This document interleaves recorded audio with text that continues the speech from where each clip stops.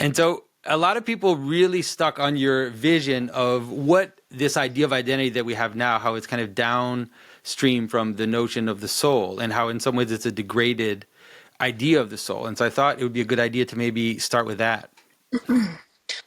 Yeah, so I can maybe I can tell the story backwards in terms of how I tried to make sense of it in those terms.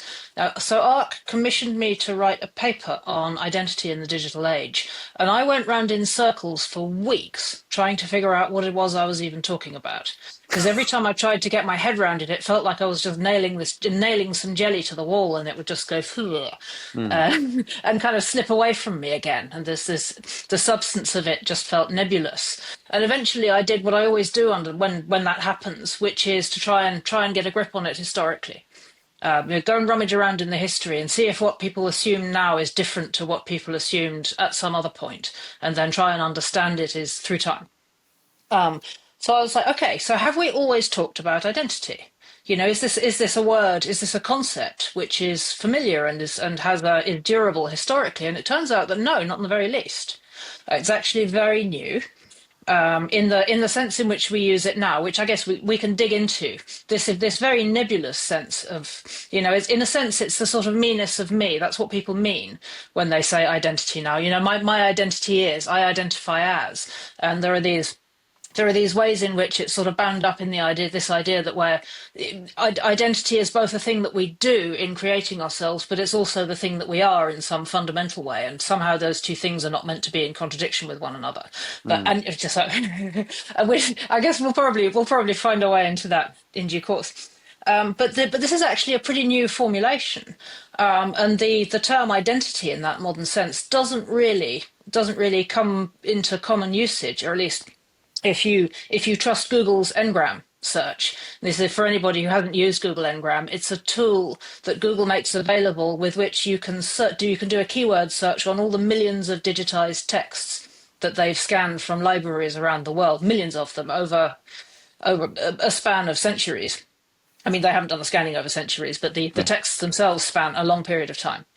And you can keyword search for the frequency of terms, which is it's a snapshot. It's a crude snapshot, but it's an interesting way of watching an idea come into appear or disappear over time. And identity comes into common usage in the 1960s, and I thought, whoa, that's actually pretty new. Hmm. That's less than 100 years old. So what were we talking about before we were talking about identity? And as I thought about it, I realized that identity it mutates from the self, which is in a sense, if identity is something that feels very nebulous, and it's like it's something that we do as much as something that we are. The self is itself kind of it's so do you see what I mean about nailing jelly to a wall? You Yeah, see, yeah, you get yeah. very quickly tangled in knots. But I came to, but once you're onto the ground of the self, actually, I thought, oh, good, now I can find some serious academics, proper academics, to help me with this. So brilliant, I've got Charles Taylor who can help me with this. So, so I went, this guy knows his onions. So Yeah. I went rummaging in Sources of the Self, which is the masterwork on this theme. And it's a substantial book. And in it, Taylor looks at the emergence of the self really in conjunction with modernity, and he traces it through the ideas of the early modern era philosophers such as Hobbes and Locke, and then the scientific theories of Descartes, and through its evolution in the 18th century, and really the trajectory. What's clear in the sort of overall arc that Taylor is describing is that the transition, the emergence of the self is concurrent with and very closely bound up in secularization, which is to say the withdrawal of the idea of, that the usness of us is in any way bound up in spiritual matters, in our relationship with the divine, our relationship with the transcendent.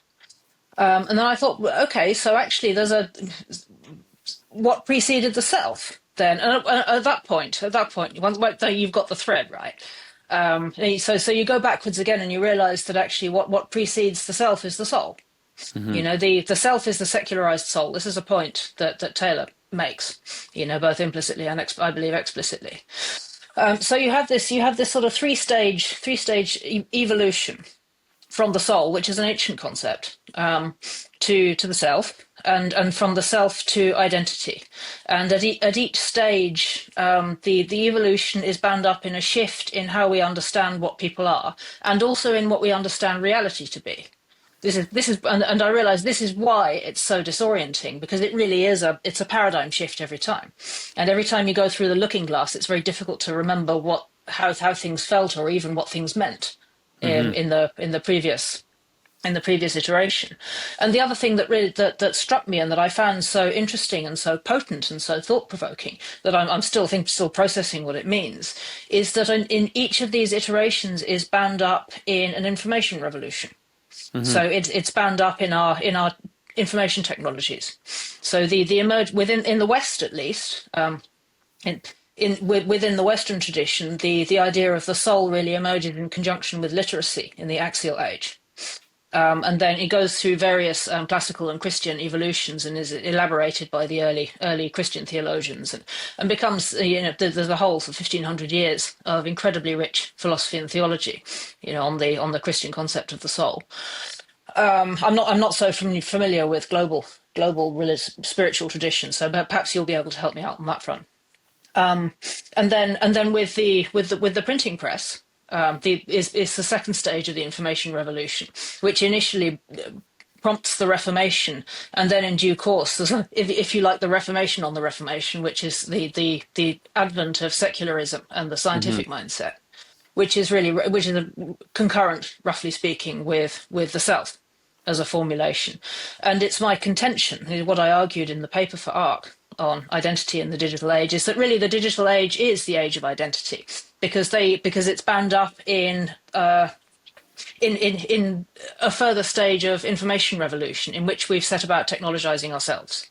Yeah, yeah, yeah, And yeah. the emergence of identity as a way of thinking about, as a way of framing what people are, is inextricable from this turn towards, if you like, trying to perfect ourselves through the medium of our technologies, whether those are sort of transhuman interventions in our physiology, in our physical bodies, or sort of emotional technologies such as the therapeutic state, such as therapeutic practices, such as the various programs for self-improvement, or indeed such as the various ways in which people use social media and self-creation through online presence to construct an idealized version of themselves.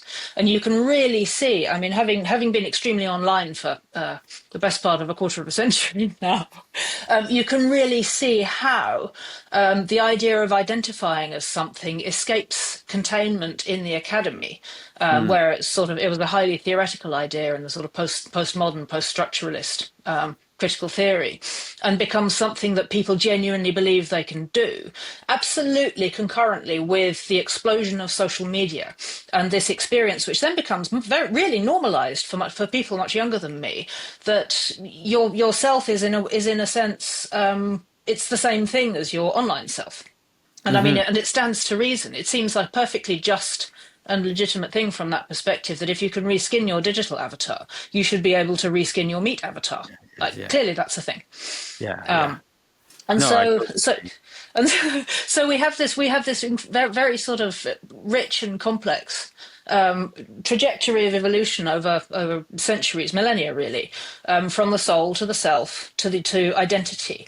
And just to complete that, my argument has been that, particularly in the face of the AI revolution, we're now at the point where we need to retrieve the concept of the soul, because if we don't, we won't be able to weather the AI revolution Mm. with any sense of our own humanness, and with Yeah, any capacity to get a grip on what it is what it is these technologies are for, and how we can use them well or foolishly.